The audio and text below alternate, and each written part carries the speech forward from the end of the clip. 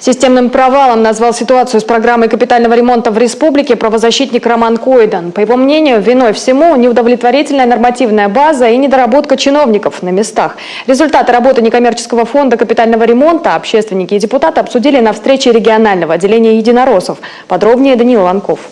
Самый главный вопрос у жителей Сыктывкара. Почему в квитанциях на оплату капремонта ежемесячные суммы, которые набежали аж за 9 месяцев? Получается, что за стандартную двушку семье придется выложить чуть меньше 1000 рублей. Гендиректор фонда капремонта это объясняет тем, что им информация о квартирах и жильцах в Сыктывкаре была предоставлена не своевременно, лишь в марте. Хотя первые квитанции граждане должны были получить еще в октябре прошлого года. Пока формировали базу данных, печатали и доставляли квитанции, наступил июнь. Жители обнаружили в почтовых ящиках заветные квитанции.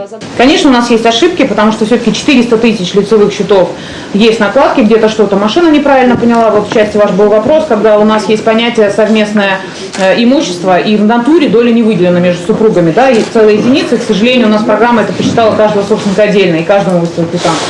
Поскольку задержка в поступлении средств на счет фонда капремонта произошла не по вине собственников, пени начисляться не будет. Можно получить и рассрочку. Для этого нужно написать заявление и отправить его в региональный фонд. Платить или не платить?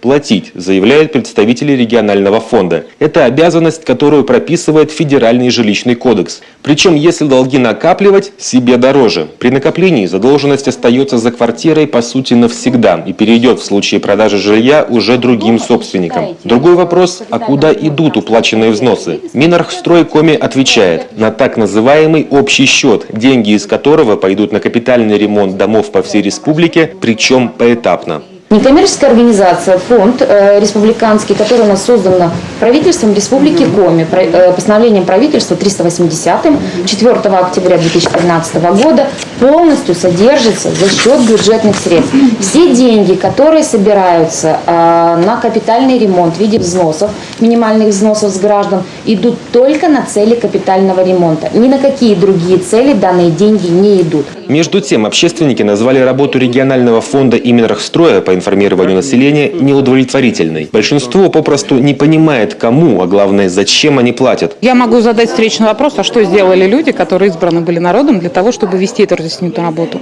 От Совета депутатов не было ни одного приглашения. Вот, например, общественный совет при администрации города наш дважды приглашал, мы приходили и давали разъяснения. Поэтому, прежде чем давать кому-то негативную оценку, я думаю, надо начать с себя. Чтобы показать, что такое начать с себя, Анна Воробьева сама не раз выходила в люди. Она лично объездила почти все города и районы, чтобы провести встречи с населением. Но, судя по реакции, граждане оказались не очень настроены, и за что платить фонду, так и не поняли.